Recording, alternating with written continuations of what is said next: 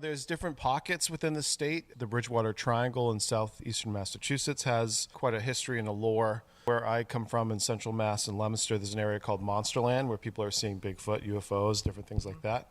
And then Western Mass as well, there's a lot of activity, not only with UFOs, but Bigfoot.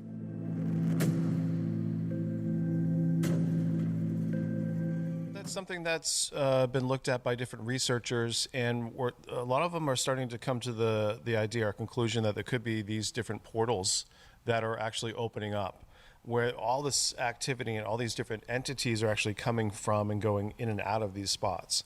So it's interesting that you have these pockets where all this activity happens, and people are seeing not just UFOs, but they're seeing the whole gamut of orbs and UFOs and these other type of cryptid creatures. So the idea that there could be these different portals potentially in these different locations in the forests is something that a lot of researchers are starting to take a little bit more seriously now, because people are seeing things that seem to pop in and out of our dimension, so to speak. It's something that John Keel was talking about, and I started looking at, just from my interest in UFOs and Bigfoot, but just seeing there are a lot of different similarities to this.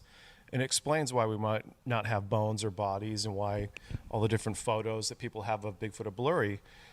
These things could be something else other than an undiscovered or unclassified primate. They could be something that's more alien or interdimensional, just based on people's reports.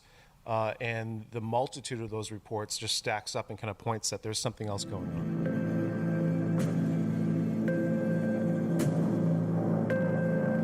Hundreds of years ago, and some of these early reports of Bigfoot, you're not going to find Bigfoot. You're going to see Wild Man, Gorilla Man, Monkey Man, these different kind of names that describe what they're seeing today, present day, something that's bipedal, no tail, human looking, shouldn't be in the forest, shouldn't be in these other areas that are close to suburbia.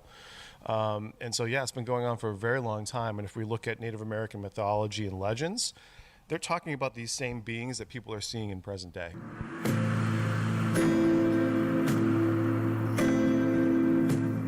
With the recent developments with UFO disclosure and this law that was passed where whistleblowers can come forward and not have any type of retribution for what they're coming to talk about and the truth about some of these companies that are holding this technology, we're in a different era now that it seems like more and more people are willing to share their stories, and that stigma is slowly kind of fading, but it's still there. But I think this upcoming year is going to be really interesting for this type of subject matter.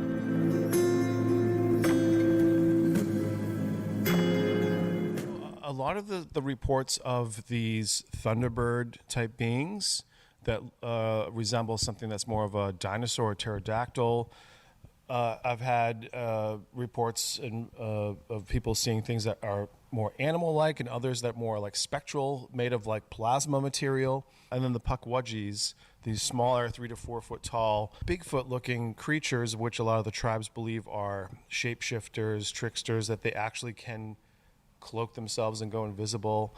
And there's a lot of interesting reports of them actually communicating almost as if they're trying to speak to the individual to try to have them come forward. So there's a lot of strange stuff happening that has happened to people, that's happening now, and a lot of people don't have a place to go talk to someone about this stuff. So this is another reason I'm able to do this, is it gives me an opportunity to have people start sharing their experiences, and they start to realize, wow, I'm not the only one. There's other people having these same type of encounters.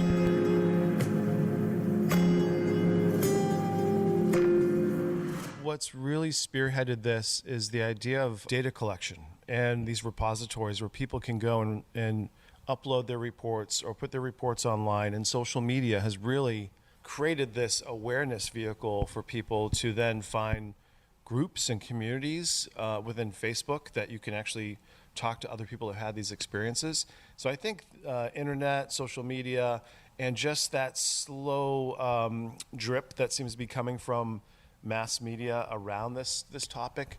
All the number one movies and shows, they're all centered around aliens or dimensions. And you talk about the children's programming now, they're talking about portals and dimensions. So it just seems like something that's a little bit more accepted. And when it comes to science, it definitely fits in with quantum mechanics and quantum physics.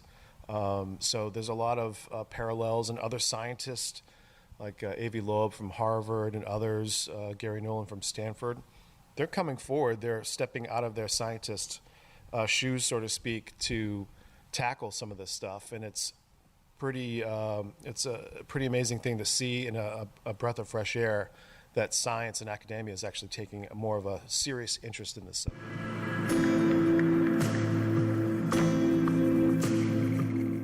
For me, I'm an experiencer, so I'm not just someone that's writing about this strange happening and high strangeness, but I've had my own experiences. My own curiosity has kind of put me on this path to figure out what's actually going on. Why are people having these encounters? And it started in Massachusetts, and I started putting together stories from other people in the area, put together a book called Monsterland, and that really just kind of steamrolled into all these opportunities to do Expedition Bigfoot and shows like Paranormal Caught on Camera to try to bring some more awareness to this subject. And it's not these crazy people having these experiences. They're military, they're police officers, they're attorneys, everyday professionals that are having encounters that they don't want to have, that they don't believe in. That's what's fascinating to me. Not someone that's beckoning something to happen and it seemingly occurs, but people that don't want to have anything to do with this are having experiences that they just cannot explain away.